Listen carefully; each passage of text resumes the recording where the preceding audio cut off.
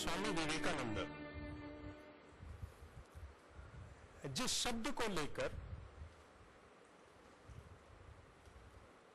इस दुनिया में हजारों लोग अपने जीवन की राह बनाते हैं,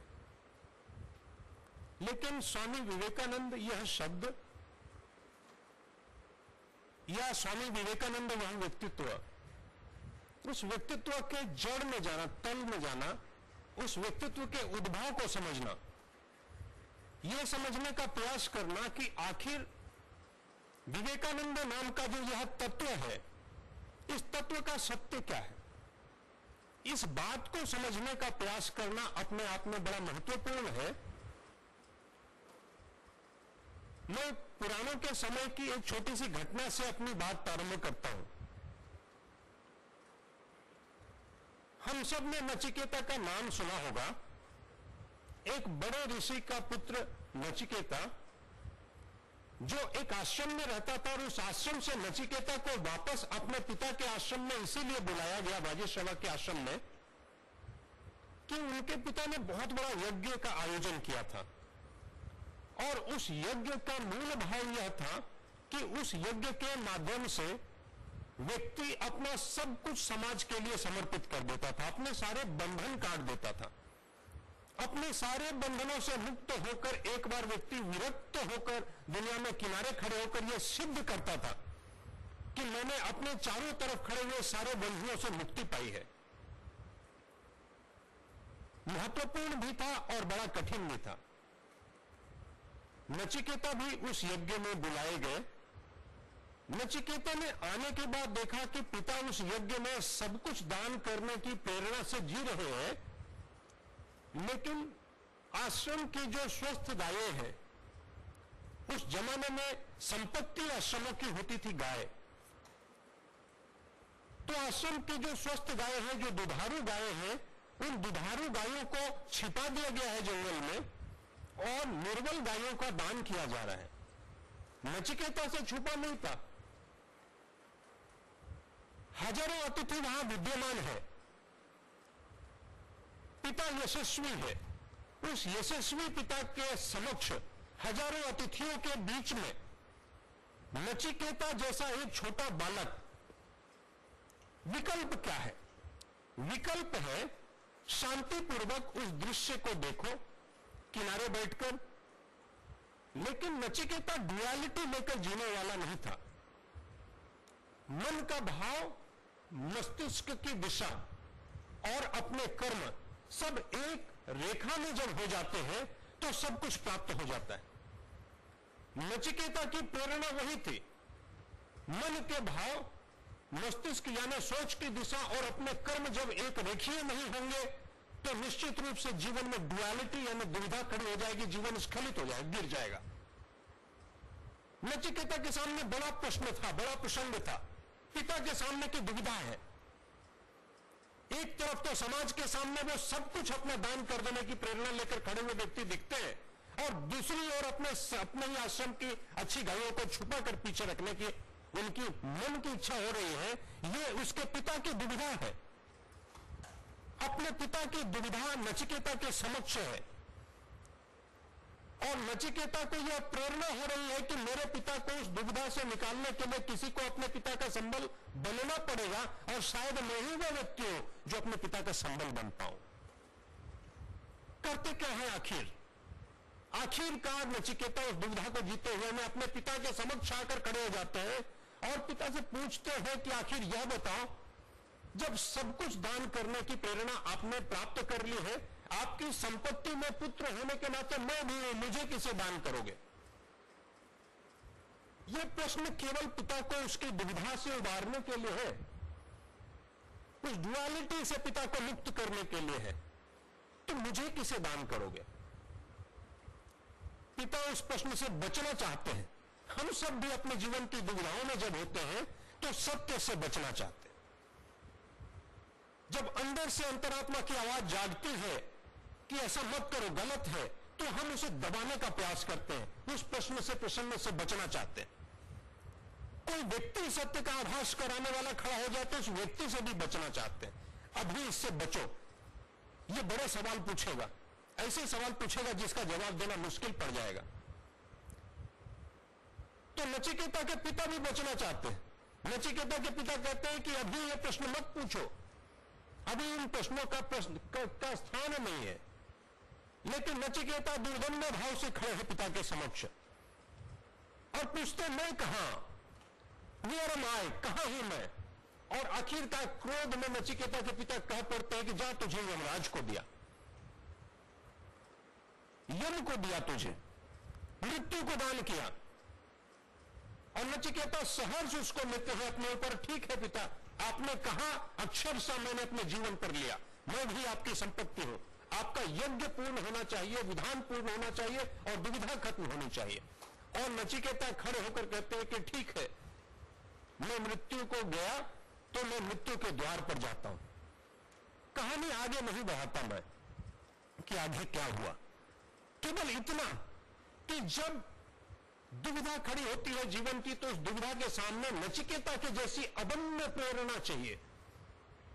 उस अदम्य प्रेरणा के साथ जब नचिकेता खड़ा हो जाता है समाज के सामने, दुनिया के सामने, अपने पिता जैसे योग्य ऋषि के समक्ष खड़ा हो जाता है और खड़े होकर उनको भी चुनौती देने की हिम्मत कर लेता है, मैं कहां, तो उसे जीवन की दिशा मिल जाती है। विवेकानंद नचिकेता की उसी प्रेरणा के प्रतीक मात्र है। अगर देखेंगे विवेकानंद के जीवन को, एकदम प्रारंभ से देखें, हर बात पर, हर प्रसंग पर उन्होंने प्रश्न चिन्ह खड़े किए। उन्होंने जीवन में कुछ भी अक्षरशः आंख मूंद कर स्वीकार नहीं किया, केवल श्रद्धा भाव से कुछ भी ले लिया हो, ऐसा विवेकानंद के जीवन में नहीं है। 39 ईयर्स एज में वो खुद कहते थे कि 40 वर्ष में नहीं देखूंगा।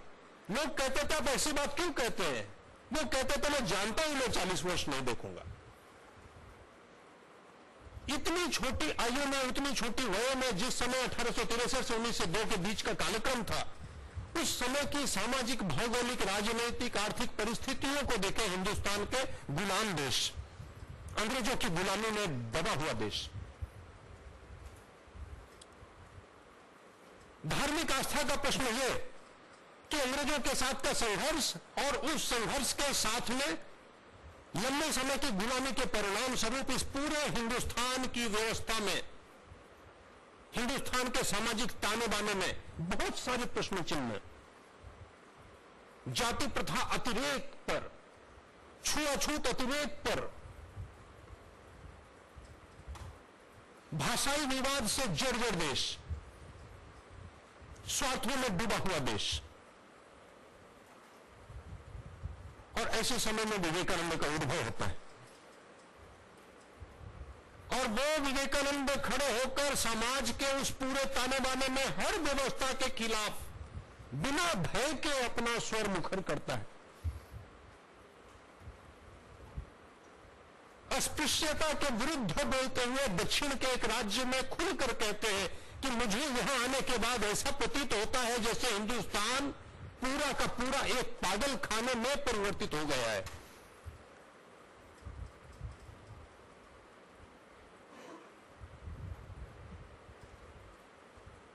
आप कल्पना करें कि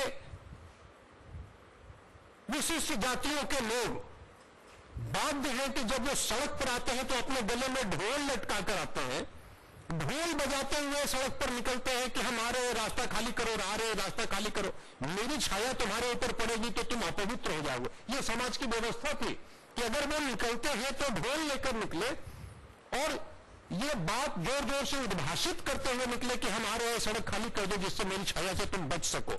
वैसे समय में खड़ा हुआ विवेकानंद और वो इन सारी चुनौतियों के विरुद्ध खड़ा होता है, इस सारी व्यवस्था को क्षण भर में जला देने की प्रवृत्ति को लेकर खड़ा होता है, जो दोनों हाथों से इस प्रकार की व्यवस्था को हिलाकर खत्म करना चाहता है।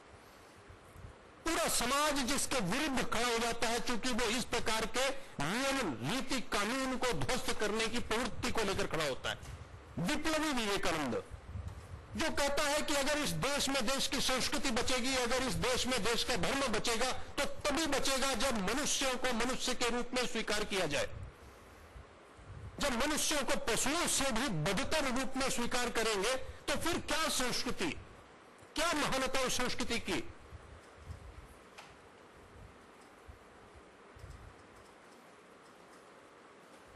और इस कालक्रम में वह दबे, पिछड़े, निर्बल, असहाय लोगों को जगाने के लिए हजारों बार इस बार को कहते हैं, मंत्र के रूप में कहते हैं कि अगर तू मनुष्य के रूप में पैदा हो गया तो तू नीच नहीं हो सकता, तू छोटा नहीं हो सकता, तू गिरा हुआ नहीं हो सकता, तू अछूत नहीं हो सकता, तू अस्पृश्य नहीं हो सकता, क्योंकि तू मनुष्य है। तेरे अंदर उसी देवता का वास है जिस देवता का वास किसी भी जाति के व्यक्ति के अंदर है, इसीलिए तू छोटा होने का तेरा प्रश्न ही पैदा नहीं होता। और यहां तक उन्होंने कहा कि अगर तू खुद को छोटा मानता है तो तू पापी है, क्योंकि इससे बढ़कर पाप धरती पर नहीं कि तू खुद को छोटा माने। यह संक्रांति पैदा करना चाहता है वो लोगों के मनों में। बड़ा विरोध है विवेकानंद का, इसीलिए कि विवेकानंद व्यवस्था के विरुद्ध खड़ा है, चुनौती दे रहा है व्यवस्था को, अकेला खड़ा हुआ। चंद लोग साथ में है, समाज मुखर रूप से खड़े होने को की हिम्मत नहीं करता। पर विवेकानंद डुअलिटी लेकर नहीं जीना चाहता, वो दोहरा जीवन जीने को तैयार नहीं है। वह कहता है इस पार या उस पार, वह कहता है मैं अगर मुंह से इस बात को कहता हूं तो मेरे कर्म से भी, मेरे भावों से भी यह परिलक्षित होना चाहिए। वो डुअलिटी लेकर नहीं जीना चाहता, द्वैत में, दुविधा में जीने को तत्पर नहीं है। जब ठाकुर जी के आगे स्वयं को समर्पित करता है एक उद्देश्य के लिए, फिर घर की दरिद्रता को किनारे रखता हुआ कहता है कि डुअलिटी लेकर मैं नहीं जीता। ठीक है, दरिद्रता है घर में, भूखमरी है घर में, मां परेशान है, भाई बहनों की स्थिति खराब है, लेकिन जब श्रद्धापूर्वक एक रास्ता ले लिया तो फिर मन में कोई डुअलिटी नहीं है।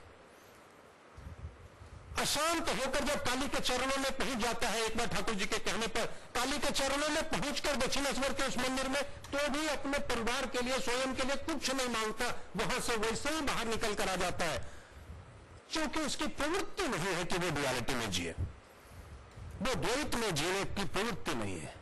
वह कहता है कि मन में भाव ले लिया तो भावों के लिए सब कुछ समर्पित कर देना, यही एकमात्र अभीष्ट मार्ग है, और वो मैंने स्वीकार किया तो किया। हिंदुस्तान में उन कुरीतियों के विरुद्ध लड़ता है, और अमेरिका में जाकर उन कुरीतियों को अपने दिल में बसाकर उन कुरीतियों को डिफेंड करता है।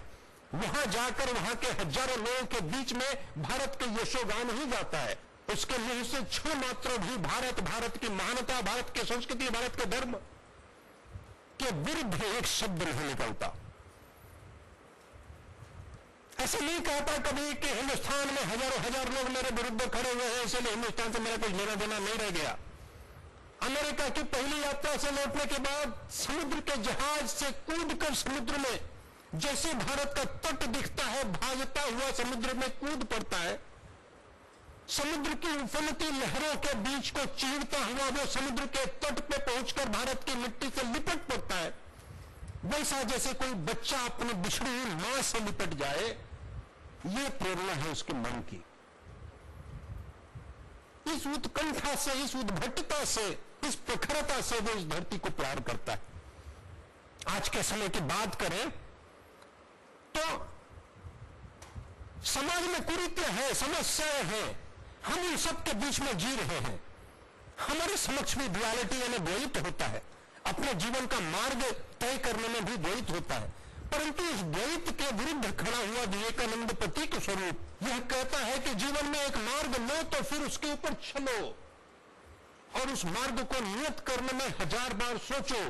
पूरे हिंदुस्तान को पार करता हुआ विवेकानंद जब कन्याकुमारी पार करके समुद्र के तट के पार जाकर एक चट्टान के ऊपर बैठता है, तो वहां उस चट्टान के ऊपर बैठकर विवेकानंद यही सोचता है कि मेरे इस धरती पर प्रादुर्भाव का, प्राकट्य का मकसद क्या था, ठाकुर ने मुझसे क्या करवाना चाहा, मैं क्या करूं, अभीष्ट कैसे पूर्ण होगा। जब तक इस बात को जान नहीं लेता वही छटपटाता बैठता है, और उस छटपटाहट में से आखिरकार जागता है विवेकानंद के अंदर का वो तत्व जो उसको बताता है कि तेरे इस पाकट्य का अर्थ क्या है, और तब वो वहां से लौटता है फिर से इस हिंदुस्तान में, और पूरे हिंदुस्तान में गली गली, कूचे कूचे, पहाड़ों तक, इधर हिमालय की कंदराओं तक आकर हर व्यक्ति को स्पर्श करने का प्रयास करता है और कहता है कि मुझको ठाकुर ने मेरी अंतरात्मा को झकझोर कर कहा कि तुझे इस धरती पर आम लोगों को जगाने के लिए भेजा है, उन्हें उनकी महानता का आभास कराने के लिए भेजा है, तुझे इसलिए भेजा है कि तू जगा उन्हें, बता उन्हें, सोए हुए लोगों को कि वो क्यों आए इस धरती पे। और वो जीवन का अभीष्ट मान लेता है कि मैं इसी मकसद के लिए इस धरती पर आया हूं और इसी मकसद को पूरा करता रहूंगा। श्रद्धा के साथ खड़ा होता है, एक बार श्रद्धा पूर्वक ठाकुर के चरणों में स्वयं को समर्पित करता है, परमहंस के चरणों में, फिर उस श्रद्धा से विगलित विचलित नहीं होता जीवन में कभी भी। अंतिम क्षण तक अपने सारे कर्म बिना किसी द्वैत के ठाकुर के चरणों में चढ़ाता रहता है। जो कुछ करता है वो कहता है कि ठाकुर की इच्छा से, जो करता है कहता है ठाकुर की कृपा से, जो करता है कहता है ठाकुर की अनुशंसा से, ठाकुर की प्रेरणा से, मेरा कुछ नहीं। ये उसकी श्रद्धा है, श्रद्धा ही उसकी शक्ति है। शिकागो के मंच पर खड़ा हुआ विवेकानंद, जब बड़े बड़े विद्वानों के बीच में घिरा हुआ विवेकानंद पहली बार खड़े होने से पहले विचलित हो पड़ता है अंदर से कि इन विद्वानों के बीच में मैं अपनी बात कह भी पाऊंगा, क्या कहूंगा, क्या मैं इतने महान संस्कृति, इतनी पुरातन संस्कृति को डिफेंड कर पाऊंगा इस मंच पर। क्षण मात्र को जब यह भय उसके मन पर सवार होता है तो फिर आंख मूंद कर ठाकुर को स्मरण करता है और कहता है अंदर ही अंदर कि ये मैं नहीं हूं, ये तुम्हारी प्रेरणा है जिसके कारण मैं यहां आकर बैठा हूं, अन्यथा मैं क्या हूं।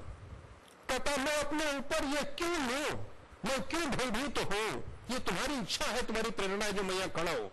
और फिर खड़े होकर जब विवेकानंद बोलता है तो विवेकानंद नहीं बोलता, फिर परमहंस की प्रेरणा बोलती है, मनुष्यों की परंपरा बोलती है, हिंदुस्तान बोलता है, संस्कृति बोलती है, हिंदुस्तान की आत्मा जैसे प्रकट होकर हजारों हृदयों में प्रविष्ट होती है। और यही कारण है कि विवेकानंद का हर शब्द विद्युत की तरह पूरे मंच से निकलकर पूरे सभागार में फैलता है। व्यक्ति की आवाज जब कंठ से निकलती है तो हृदयों तक तभी पहुंच पाती है जब वह केवल ज्ञान न हो, जब वो जीवन बन जाए, जब वो संस्कार बन जाए, जब वो आत्मा बन जाए, जब संस्कृति से, विरासत से जुड़ जाए। इसीलिए विवेकानंद के मुंह से निकला हुआ हर शब्द चिंगारी की भांति पूरे हॉल के अंदर, पूरे सभागार के अंदर हर व्यक्ति की आत्मा को स्पर्श कर पाता है।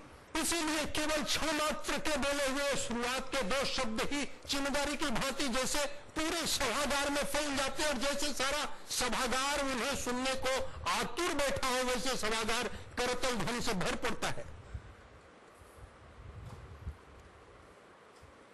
यह केवल वक्तृत्व के कारण नहीं हो सकता। It's not merely speaking skills that work, is something else. और विवेकानंद बाद में कहते हैं कि मैंने क्या बोला मुझे नहीं पता। वो कहते मैंने नहीं बोला, मैं तो बस खड़ा हो गया था और मैंने ठाकुर को स्मरण किया था, उसके अतिरिक्त मैंने कुछ नहीं बोला। सब कुछ करते हुए कर्तापन के भाव से मुक्त होना, मैंने किया के भाव से मुक्त होना, सब कुछ करने के उपरांत अधिष्ठाता के चरणों में लगाकर अर्पित करके किनारे होकर खड़ा हो जाना, निष्प्रिय भाव से खड़ा हो जाना, यह विवेकानंद के जीवन का प्रतिदान था। This is how he lived his life. इस ईश्वर की तरह मुक्ति का भाव लेकर जीने की प्रवृत्ति, किसी बंधन में नहीं, किसी विचार में नहीं बंधना, स्वयं को ईश्वर की तरह शाश्वत मानते हुए, यह मानते हुए कि आज यह शरीर जरूर है लेकिन मैं इस धरती पर सदैव था, सदैव हूं और सदैव रहूंगा। ये 40, 50, 60, 100 साल के लिए नहीं आया, मैं तो इधर ही था, इधर ही हूं और इधर ही रहूंगा। एक प्रेरणा के रूप में हूं, मैं एक विशिष्ट सत्ता के रूप में मैं इधर हूं, मैं अदम्य हूं। यह विचार विवेकानंद है। 40 वर्ष की उम्र स्पर्श नहीं होती, परंतु उसके बहुत पहले वह कहता है कि आप अगर इस गलतफहमी में हो कि मैं इस भौतिक काया को छोड़कर जाने के बाद तुम्हें छोड़ दूंगा, तो मैं तुम्हें छोड़ूंगा नहीं।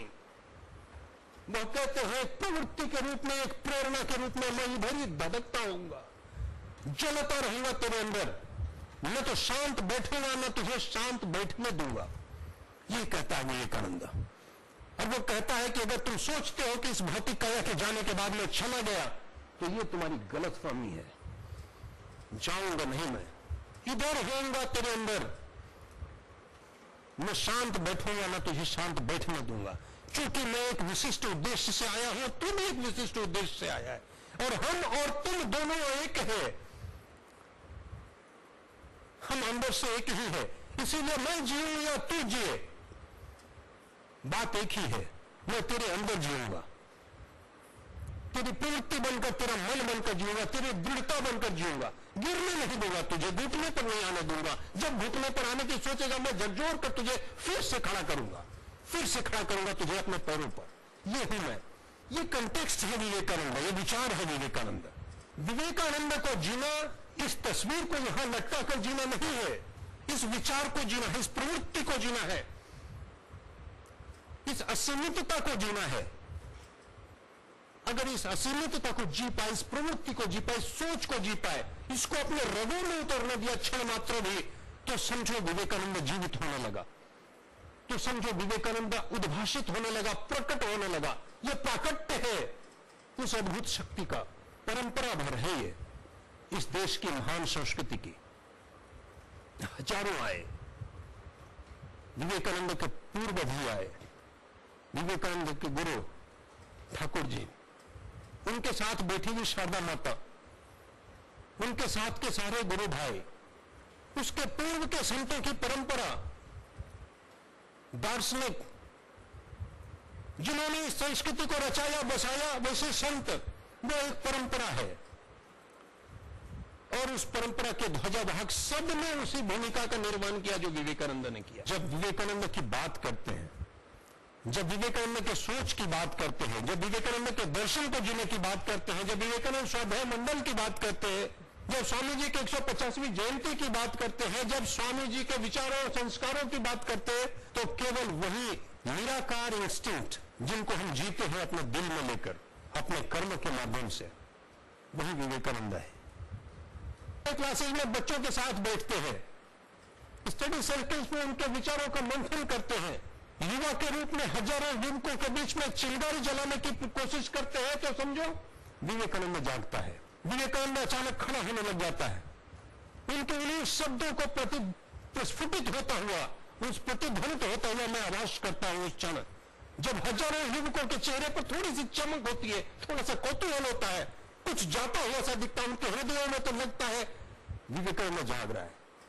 ऐसा लगता है कि विवेकानंद की वही आवाज प्रतिध्वनित हो रही है जो उसने कहा था, मैं जाऊंगा नहीं, बेचैन करके रखूंगा तुम्हें, इस प्रकार नहीं छोड़ूंगा।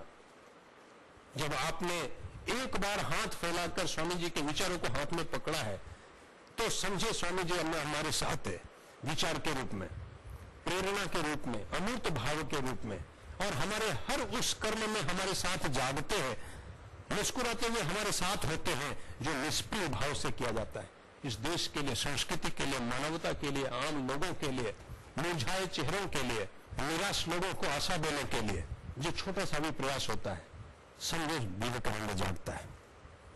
हम कहते हैं कि उसकी प्रासंगिकता क्या, जब हम कहते हैं उसके उद्भव का, उसके एवोल्यूशन का अर्थ क्या, जब कहते हैं उसके नाम, उसके विचार को जीने का अर्थ क्या, अर्थ मतलब क्या, तो इन भावों को स्पर्श करने की आवश्यकता है।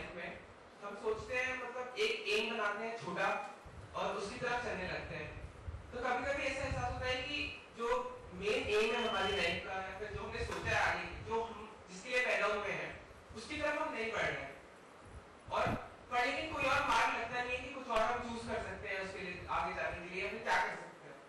तो ऐसी सिचुएशन में फिर कैसे आगे बढ़ा जाए। आजीविका चलाने के लिए कबीर को कपड़े बुनने की जरूरत थी, रविदास जी जूते सिलते थे, आजीविका के लिए रविदास को जूते सिलने की जरूरत थी, लेकिन कबीर ने कपड़े बुनते हुए कपड़ों की फैक्ट्री नहीं बनाई कपड़े बुनने की। एक चरखे से, 2 चरखे से, 10 चरखे से, 20 चरखे से 50 चरखे कर लेते, फिर 50 चरखे के बाद 500 चरखे कर लेंगे, फिर एक फैक्ट्री बन जाएगी, फिर कपड़े एक्सपोर्ट करने लग जाएंगे। कबीर ने भूख नहीं बढ़ाई। रविदास के अंदर किसका संगीत कुछ और था, तो रविदास ने उन चमड़े के काम को करते हुए ने अपनी भूख नहीं बढ़ाई है, ने अपने भौतिक आवश्यकताओं को इतना नहीं फैलाया। उन्होंने अपनी आजीविका के निर्वहन के लिए कपड़े बुने, चमड़े के जूते सिले, लेकिन अपने जीवन के संगीत को साथ में जिया और जीवन के संगीत को जिया, तभी उनके जीवन का संगीत उनके जीवन से निश्चित होकर हजारों जीवनों में फैल गया। और आज हम कबीर कबीर करते हैं। जब जीवन का संगीत जीते हैं तो हमारे जीवन से वो संगीत निश्चित होकर पूरे समाज को उसमें डुबो लेता है। समझने की जरूरत है, छोटे उद्देश्य हो या बड़े उद्देश्य हो, जीवन रोटी का सौदा नहीं होता। जीवन का केवल एकमात्र उद्देश्य आजीविका प्राप्त करना नहीं है। एक अदद रोजगार की तलाश में मनुष्य को धरती पर नहीं भेजा गया। आजीविका आपके शरीर को, आपके साधनों को, आपके जीवन को चलाने के लिए आवश्यक अवश्य है, परंतु आजीविका आपके जीवन का ध्येय और लक्ष्य नहीं हो सकता। आजीविका की व्यवस्था करना यह कभी भी किसी के जीवन का लक्ष्य नहीं हो सकता। अगर केवल आजीविका, केवल पेट भरने की व्यवस्था करने के लिए धरती पर मनुष्य आया तो उसके लिए किसी पढ़ाई की आवश्यकता नहीं है। कुत्ते, बिल्ली, चींटी भी अपने पेट भरते, कुछ भी नहीं करते, कोई डिग्री प्रोग्राम्स नहीं करते, लेकिन वे भूखे नहीं मरते। सबसे गए गुजरे मनुष्य ही है जिनको इतना पढ़ाई लिखाई केवल आजीविका के लिए और केवल पेट भरने के लिए करनी पड़ती है। जब कुत्ते बिल्लियों को बिना पढ़े लिखे उनका पेट भर जाता तो तुम्हारा भी भर जाता।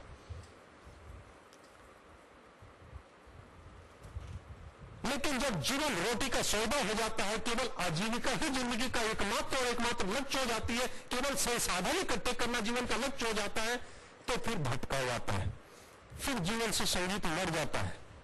और जब संगीत मर जाता है जीवन से, तो फिर जीवन में अशांति होती है, असंतृप्तता, अनसैचुरेशन होता है। अंत तक आते आते आपको लगता है कुछ तो रह गया। इसीलिए कि ईश्वर ने धरती पर आपको केवल ये रोटी कमाने को नहीं भेजा। अगर इस बात को समझेंगे तो जीवन का अभीष्ट पूरा होगा। याद रखो, जीवन का संगीत बना रहे, संतृप्तता के लिए प्रयास बने रहे। आजीविका की व्यवस्था जरूरी है, पर आजीविका की व्यवस्था के समानांतर जीवन के संगीत को जिलाकर रखो, यही अभीष्ट है। This is what is needed. अगर इस प्रकार से चलता है तो सब प्राप्त होता है। तो आईएएस बनना है या ऑक्सफोर्ड हार्वर्ड जाना है, तो वो उसके लिए सब कुछ करेगा, थिंक विद ड्रीम और लिव। तो क्या स्वामी विवेकानंद ने जो ये सेंटेंस कहा था, किस कॉन्टेक्स्ट में कहा था, वो आइडिया कौन सा? महापुरुषों के कहे हुए शब्दों में बहुत बार ऐसा द्वैत होता है जैसा द्वैत अभी खड़ा हो रहा है।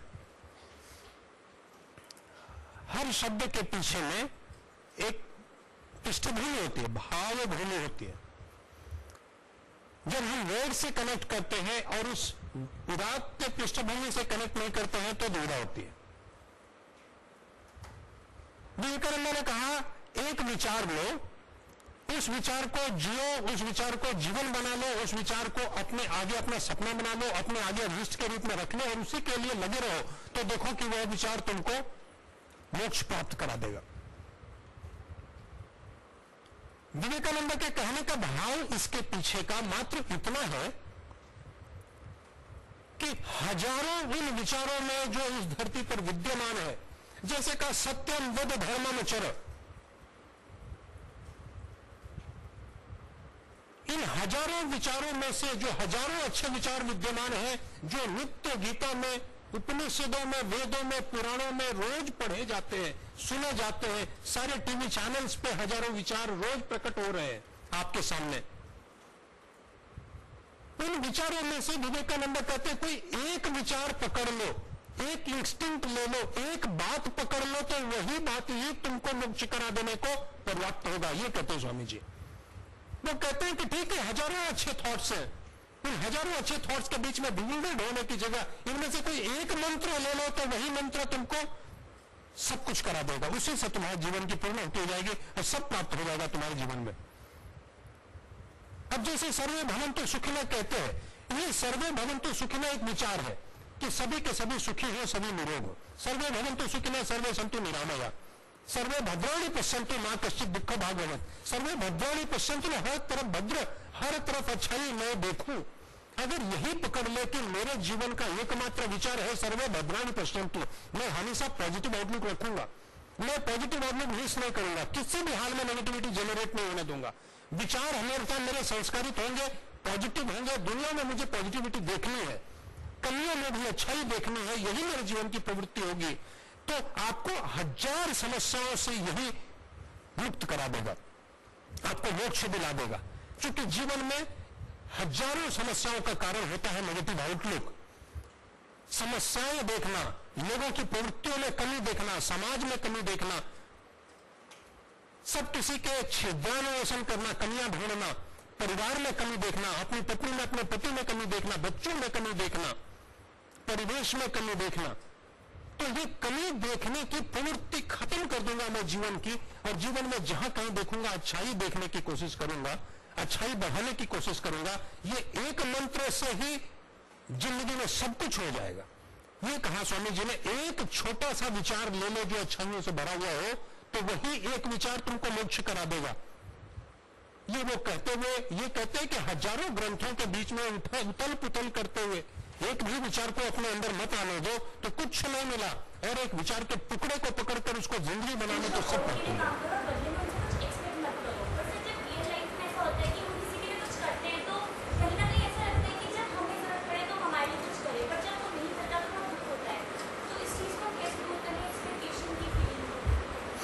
मनुष्य होने के नाते हम सब अपनी अपनी कमियों में अपने अपने सोच के हिसाब से जीते हैं। हम में से कोई परिपूर्ण नहीं है, वी आर नॉट परफेक्ट। हम जब कभी भी किसी के लिए कुछ करते हैं तो स्वाभाविक है कि हमें प्रतिदान के रूप में अच्छाई मिले, ऐसी हम अपेक्षा करते हैं। सिद्धांतों के रूप में कहते हैं जैसे ही अपेक्षा शुरू होती है मनुष्य के जीवन में, वैसे ही मनुष्य दुर्बल हो जाता है। यह दुर्बलता अपेक्षा का ही सादे है, इमेज है। जैसे ही अपेक्षा करते हैं वैसे ही दुर्बलता आती है, और अपेक्षा मुक्त होते हैं तो मजबूत होते, स्ट्रांग होते हैं। Expectations means we get weekend. मां अपने बच्चे को पालते हुए कोई उम्मीद नहीं करती, अपेक्षा नहीं करती, इसीलिए मां सबसे सशक्त होती है। See mother is the strongest being on earth, not merely for human beings, for any creature. The mother is the strongest being on earth because she doesn't have any expectation from offsprings. Without any expectations, she tries to do anything and everything for those whom she is nurturing. परंतु उम्मीदों के साथ जीना ये सदैव हमको दुर्बल बनाता है। मनुष्य की प्रवृत्ति है कि उम्मीद रखते हैं। जब निष्प्रिय भाव से हम कुछ भी करते हैं, किसी के लिए करते हैं, जैसे स्वामी जी ने भी कहा, तो करते हुए में जब हम हाथ खोल कर लोगों के लिए कुछ करते हैं तो 1000 बार जब हम लोगों के लिए कुछ करते हैं बिना किसी उम्मीद के, तो आप चाहो या न चाहो आपके कर्तृत्व की प्रतिध्वनि होती है, एक इको होता है, और वो इको इस वातावरण में, इस एनवायरमेंट में रुक जाता है जो तुम्हारा पॉजिटिव ऑरा क्रिएट करता है। भगवान की तस्वीरों के पीछे एक ऑरा वाइट लाइट बनाते हैं। जब तुम बिना कुछ मांगे हुए, बिना उम्मीद के किसी के लिए कुछ करते हो तो तुम्हारा ऑरा बढ़ता है। तुम जब करते रहते हो लगातार तो वो ऑरा बढ़ता रहता है, और जो भी उस ऑरा के टच में आता है वो ऑरा के टच में आने के साथ तुमसे प्रभावित होता है। उसे लगता है कि किसी अच्छे व्यक्ति के पास आ गया। वही जो व्यक्ति केवल अपनी उम्मीदों के लिए जीता है, केवल स्वार्थों के लिए जीता है, वो एक नेगेटिव ऑरा क्रिएट करता है, और उस नेगेटिव ऑरा के कारण उसके टच में आने वाला व्यक्ति तुरंत परेशान हो जाता है और उसके पास से भागने की कोशिश करता है। तुम्हें कुछ नहीं मिलता, लेकिन वो तुम्हें पॉजिटिव इंस्टिंक्ट और पॉजिटिव ऑरा मिलता है। वो पॉजिटिव ऑरा तुमको अंदर से शांत रखता है और चारों तरफ एक शांति का बड़ा सा समूह बना देता है, एक पुंज बना देता है। जो व्यक्ति भी तुम्हारे पास आता है शांत होकर, प्रसन्न होकर तुम्हारे साथ हो जाता है। इसीलिए बाकी उम्मीदें पूरी हो या ना हो, लेकिन what you are getting out of it is immense. जो तुम्हें उसमें से मिल रहा है उससे बढ़कर और क्या मिलेगा। लौटाकर उसने किसी ने कुछ दे दिया या नहीं दिया वो तो बहुत ही नगण्य है, नेग्लिजिबल है। उसके मुकाबले में जो मुझे मिल जाता है वो इमेंस है, उससे बढ़कर और क्या मिलेगा? उम्मीदों के लिए किए हुए कार्य अपना पुण्य खो देते हैं।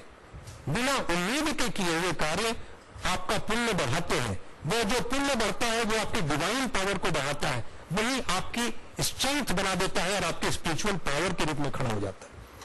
उसको वहां तक पहुंचने के लिए उसने एक टारगेट बनाया कि हाँ ये कुछ अचीव करेगा, उसके बाद में कोई काम करेगा। जैसे कि विकास हो जाएगा, किसी ने सोचा कि वो आईएएस बनेगा या कुछ बनेगा, मगर बाकी एक वो जगह है, वो जानता है कि हाँ उसका जो मतलब जीवन एक आजीविका का साधन ही है, वो जानते हैं इस बात को। मगर अगर हो गया है कि उसके साथ में अगर उसको अचीव करने के लिए कुछ प्रॉब्लम्स आ रही हैं या फिर वो कुछ टाइम नहीं दे पा रहे, कुछ इस तरह की प्रॉब्लम्स आ रही हैं, तो क्या उसको बाकी सब काम बंद करके केवल वहाँ पे जाना चाहिए या फिर कैसे कैसे इंप्रूव करे, टाइम कैसे निकाले? मैं समझ रहा हूँ। Yeah, I actually will leave. It is what actually we confront every now and then. मेरा इस कंटेक्स्ट में दो उत्तर है या दो अनुभव है। मैं बात को लंबा नहीं ले जाऊंगा क्योंकि समय पहले ज्यादा हो गया। क्रमांक 1, जब मनुष्य के जीवन में कोई बड़ा उद्देश्य होता है, उस उद्देश्य की प्राप्ति के लिए वो अपने छोटे उद्देश्य नियत करता है। छोटे उद्देश्य को प्राप्त करने के लिए वो अपना समय लगाना चाहता है उसके लिए, जिससे कि वो उन छोटे टारगेट्स को फुलफिल कर पाए। और इस कंटेक्स्ट में बहुत सारे कंसर्न्स और चैलेंजेस चारों तरफ खड़े हुए होते हैं। मनुष्य के जीवन में 24 घंटे समय इलास्टिक है। इलास्टिक है का मतलब स्ट्रेचेबल है। इतना अधिक स्ट्रेचेबल है कि इसी धरती पर हजारों उदाहरण आपने सुने पड़े होंगे, जो लोग दिन भर मजदूरी करते थे, शाम को बल्ब सड़क के लाइटों में पड़ते थे और उसके बावजूद भी जिंदगी में जो चाहते हैं हासिल कर रहे हैं।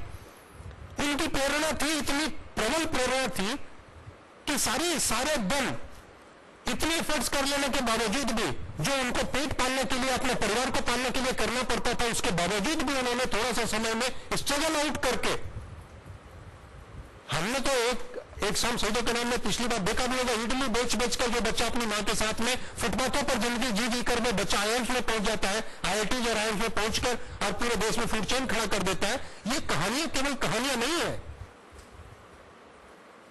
ये तो डिपेंड करता है। अगर इंटेंसिटी है अंदर से, पैशन है अंदर से, तो सब कुछ करते हुए मैं स्ट्रेच करके टाइम को जो चाहूं अचीव कर लो, और नहीं तो बहाने तो हजार है। जब शुरुआत में व्यक्ति,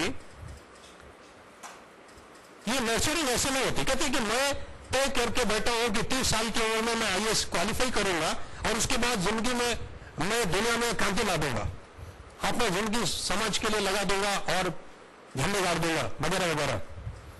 लेकिन 30 साल से पहले तक मैं महास्वार्थी होकर जीना चाहता हूं, क्योंकि उसको मुझे अचीव करना है 30 ईयर्स पे। ये अचानक नहीं होता, अचानक नहीं होता। ये इसके लिए भी नर्चरिंग चाहिए होती है। जो व्यक्ति स्वार्थपूर्ण जीवन जीने को अभ्यस्त हो जाता है बचपन से, वो अचानक संक्रांति हो जाएगी जीवन में, वो जीवन समाज के लिए लगा देगा, ऐसा नहीं हो पाता। उसके लिए भी नर्चरिंग चाहिए होती है, प्रैक्टिस चाहिए होती है, स्ट्रेच करने की, सैक्रिफाइस करने की, अपने समय में से समय औरों के लिए निकालने की। ये प्रैक्टिस शुरुआत से बनी हुई होती है, तो आगे उसको आप लेकर चल पाते हैं। जब प्रैक्टिस नहीं होती है तो अचानक आप कुछ बहुत बड़ा कर पाएंगे, इसकी उम्मीद बहुत कम होती है। हो सकता है आप अपने टारगेट से अचीव कर ले, परंतु being into this practice of sacrificing your time for others, giving something without any selfish ends to the societal framework, it also needs practice. ये आज से इस अभ्यास की जरूरत होती है कि मैं इतने अधिक कंस्ट्रेंट्स में जीते हुए भी, इतने कंपल्शंस में जीते हुए भी अपने सोसाइटल रिस्पॉन्सिबिलिटीज के साथ भी खड़ा होता हूं, उसके बाद भी स्ट्रेच आउट करके मैं सब कुछ अचीव कर लेने के का दम रखता हूं, और तब मैं बता सकता हूं खड़े होकर कि मैं आज इस मुकाम पर पहुंचा, लेकिन मैंने कॉम्प्रोमाइज नहीं किया अपने सोसाइटल रिस्पॉन्सिबिलिटीज के साथ कभी भी। That becomes a precedence. ये प्रेसिडेंस खड़े करने की आवश्यकता है। जो कहता है 60 साल के बाद मैं बहुत कुछ कर दूंगा, रिटायरमेंट हो जाए उसके बाद देखिए मैं तो संत हो जाऊंगा, अचानक थोड़ी होता है, कभी नहीं होता किसी के जीवन में।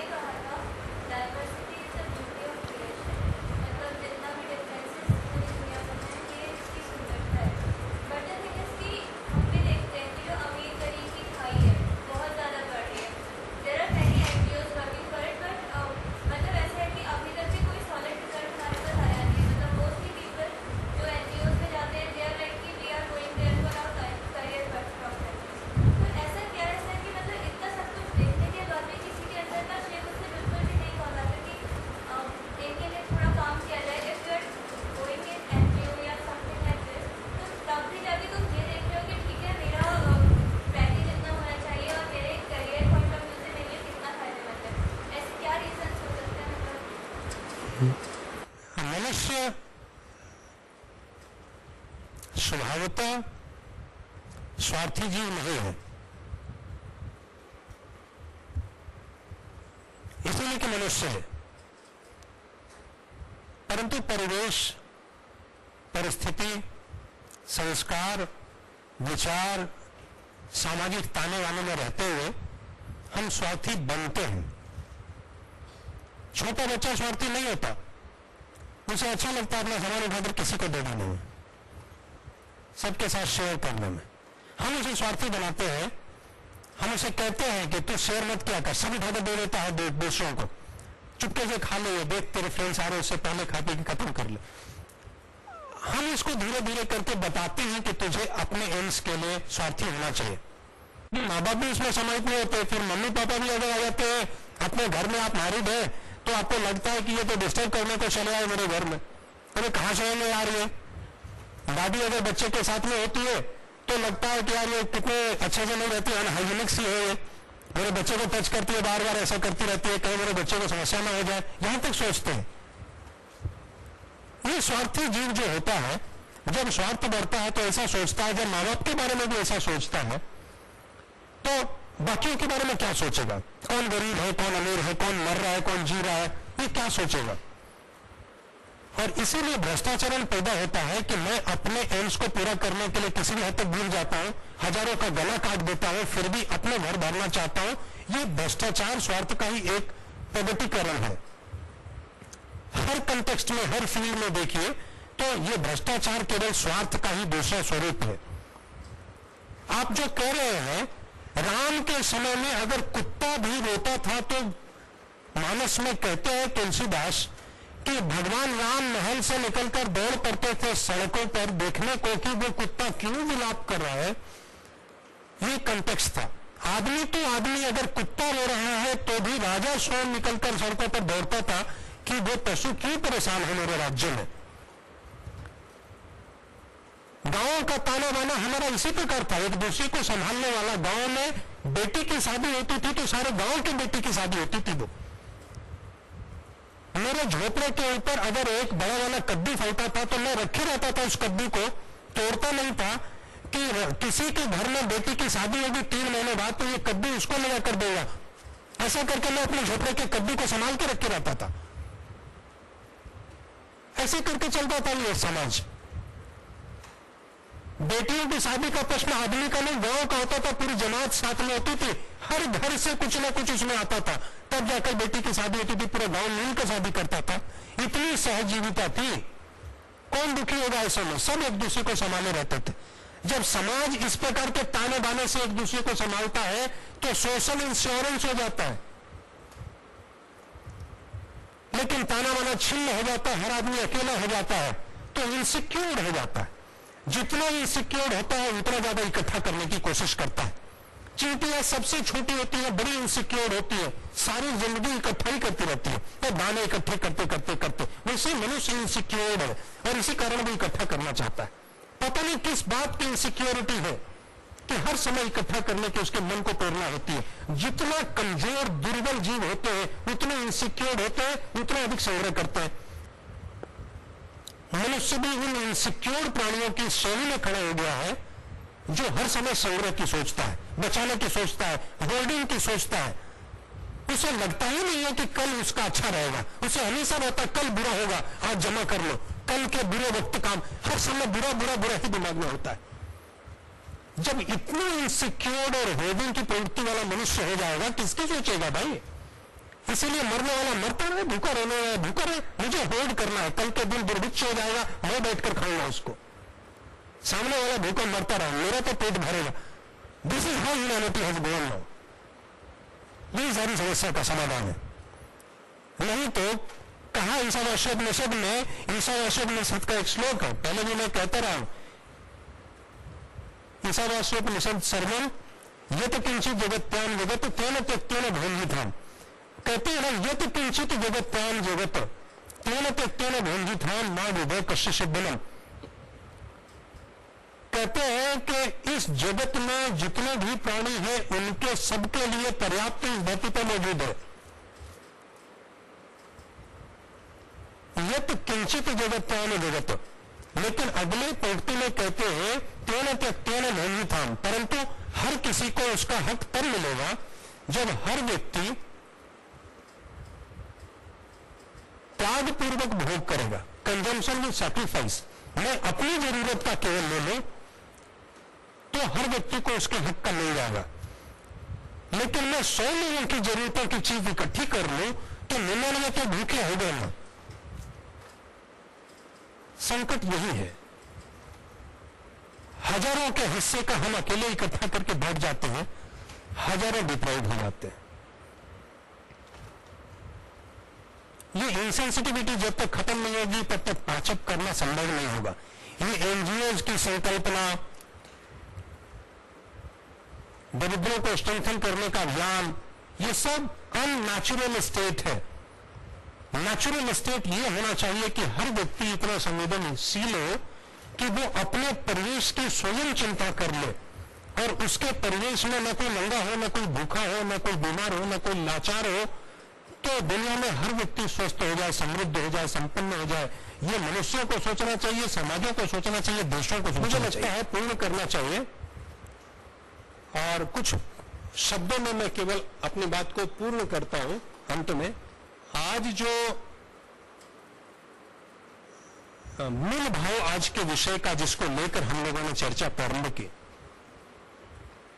आजीविका प्राप्त करना ये हम सब के लिए अनिवार्य है, आवश्यक है। अपनी प्रतिभा बढ़ाना हम सब के लिए आवश्यक है। अचीव करना हम सब के लिए आवश्यक है, जो हम अचीव करना चाहते हैं। जीवन में बड़े एम्बिशंस होना ये हम सब के लिए आवश्यक है।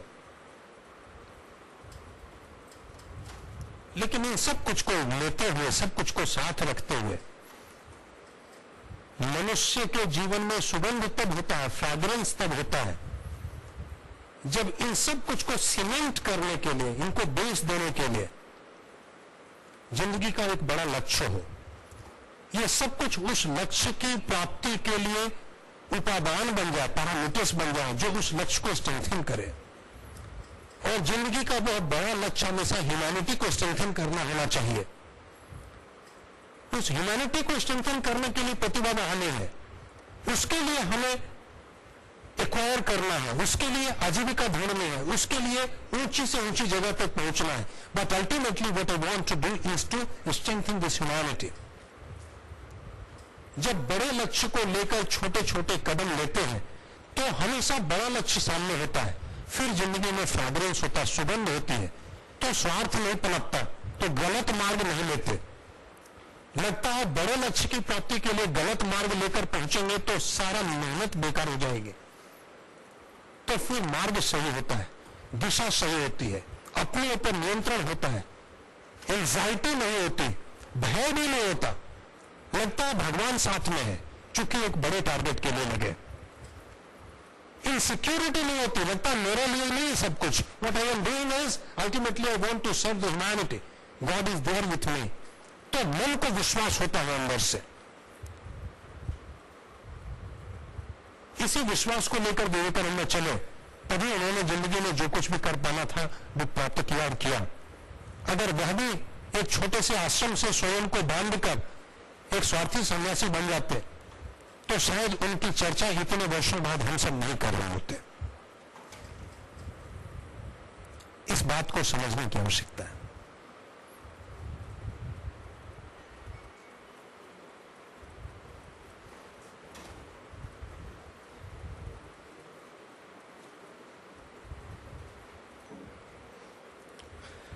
मुझे उम्मीद है कि हमारी जिंदगी में कुछ अंश स्वामी विवेकानंद का, उनके विचार का, सर की कुछ बातों का हमारी जिंदगी में हम अप्लाई करेंगे उसे और कुछ समझने की कोशिश करेंगे। मैं सर का शुक्रिया अदा करता हूँ, उन्होंने जो हमारे साथ अपने कुछ एक्सपीरियंस, विवेकानंद जी की बातें शेयर करी, और आप सभी का भी शुक्रिया अदा करता हूँ जिन्होंने इतने ध्यान से, इतनी लगन से इन बातों को सुना। और उम्मीद करता हूं कि आप सब इसको आगे जाकर अप्लाई करेंगे और अपनी जिंदगी को थोड़ा सा बेहतर बनाने की कोशिश करेंगे। आप सबका धन्यवाद।